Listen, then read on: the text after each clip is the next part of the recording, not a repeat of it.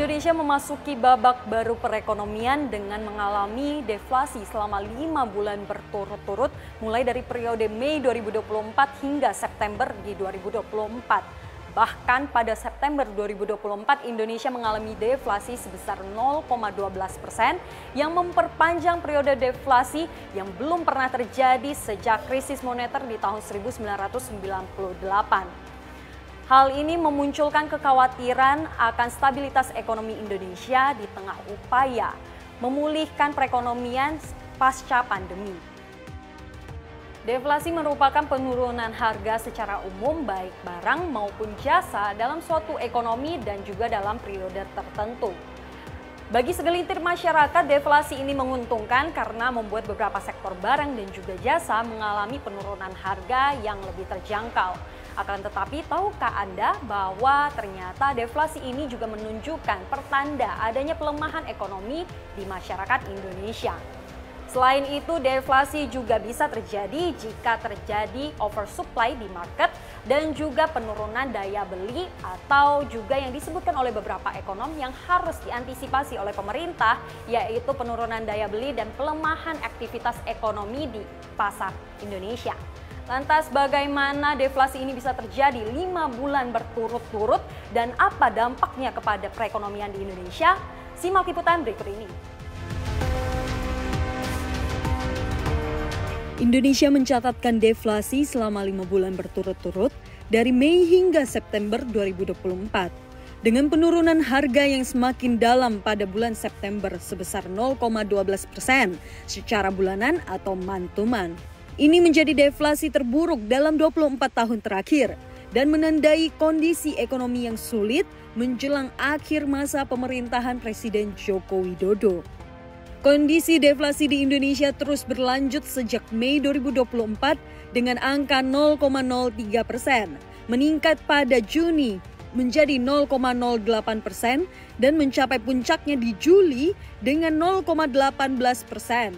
Pada Agustus, deflasi tercatat sebesar 0,03% dan semakin dalam di September. Meski secara bulanan menunjukkan deflasi, secara tahunan indeks harga konsumen atau IHK tetap naik dengan inflasi year on year sebesar 1,84%. Meski lebih rendah dibandingkan periode sebelumnya yang tercatat 2,12%.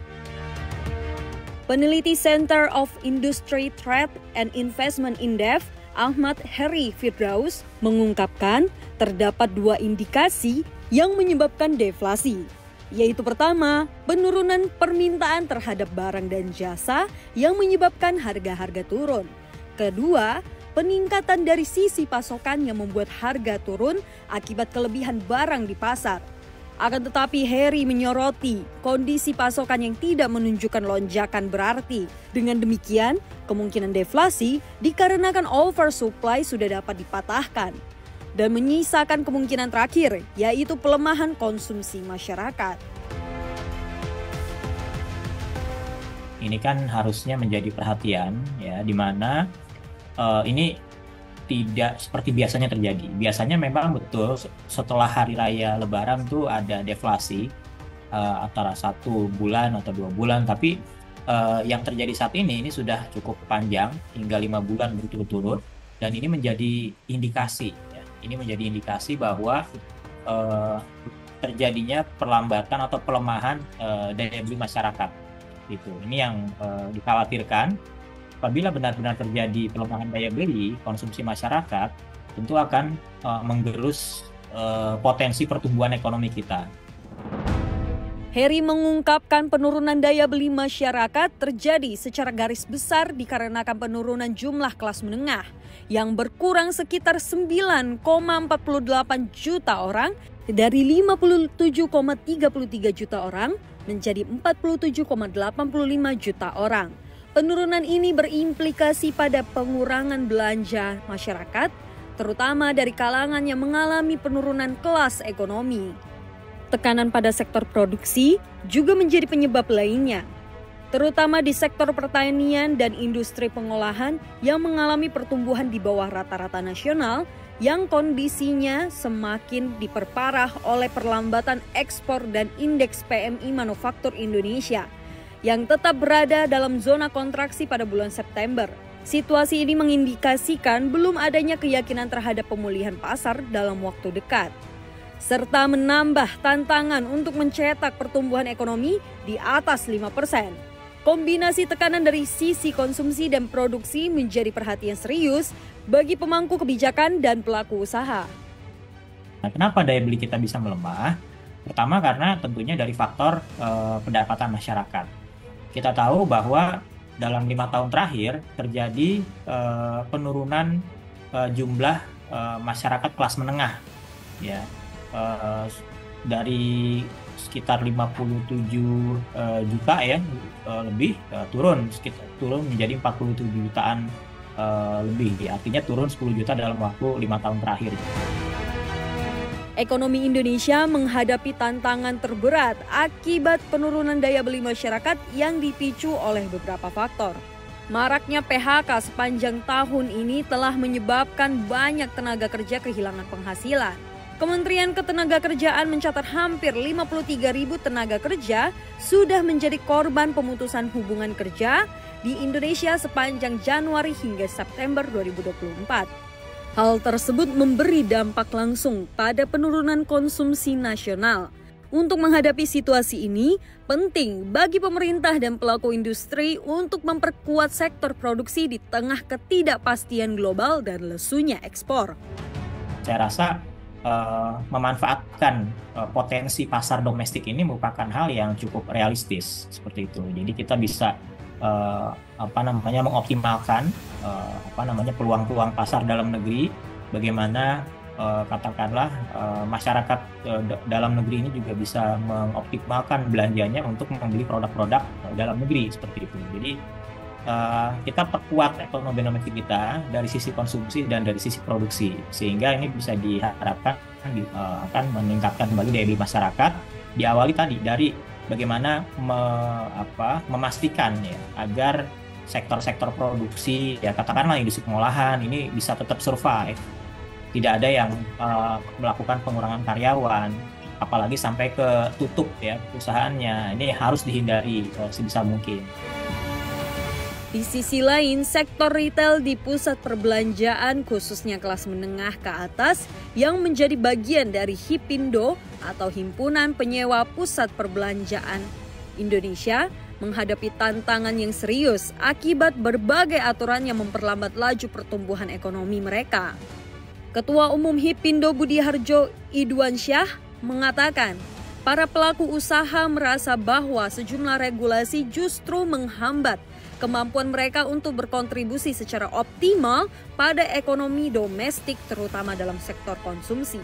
Seharusnya ekonomi dalam negeri bisa berkembang lebih cepat jika aturan-aturan tersebut dilonggarkan. Hal ini dianggap penting dalam mendukung perdagangan dalam negeri dan mendorong pertumbuhan daya beli di tengah situasi yang tidak menentu.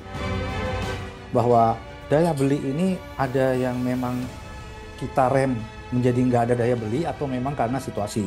Nah dalam hal ini di HIPindo di kelasnya kami yang merupakan pasar menengah ke atas yang himpunan penyewa pusat belanja, toko-tokonya ada di pusat belanja, itu yang terjadi adalah banyaknya aturan ataupun situasi yang mengerem.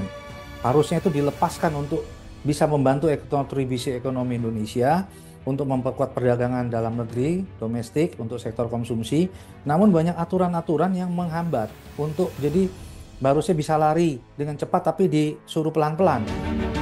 Budi memberikan sinyal kuat banyak investor asing saat ini tertarik untuk masuk ke Indonesia, terutama di sektor retail seperti restoran dan supermarket. Hal ini menunjukkan bahwa meskipun ada kekhawatiran terhadap penurunan daya beli di beberapa sektor, pasar domestik Indonesia tetap dianggap besar dan kuat. Pandangan optimis dari luar negeri ini mencerminkan keyakinan bahwa masih ada potensi daya beli yang signifikan di dalam negeri dan pasar konsumen Indonesia tetap menarik perhatian bagi para pelaku bisnis global. Ya, kalau saya melihat di investasi yang mereka dari luar negeri mau masuk ke Indonesia, Jadi ini sekarang yang lagi mau masuk ke Indonesia itu banyak sekali sektor retail, mau buka restoran, mau buka supermarket. Berarti kan dari orang luar ngelihat nggak takut sama masalah daya beli ya. Di Indonesia masih ada daya belinya karena domestik market kita sangat besar. Rangkaian deflasi yang terjadi sejak Mei hingga September 2024 menjadi salah satu tanda melemahnya daya beli masyarakat Indonesia. Penurunan ini terutama dipengaruhi oleh faktor pengurangan pendapatan, penurunan kelas menengah, dan tantangan dalam sektor produksi yang belum pulih sepenuhnya. Namun, meski konsumsi domestik menghadapi tekanan, potensi ekonomi Indonesia dinilai masih tetap besar, terutama karena pasar dalam negeri yang luas dan ketertarikan investor asing di sektor retail dan konsumsi. Dengan kebijakan yang tepat untuk mendorong produksi dan mengurangi hambatan regulasi, Indonesia masih memiliki peluang besar untuk menarik investasi yang dapat memperkuat perekonomian serta meningkatkan daya beli masyarakat secara bertahap. Tim Liputan CNBC Indonesia.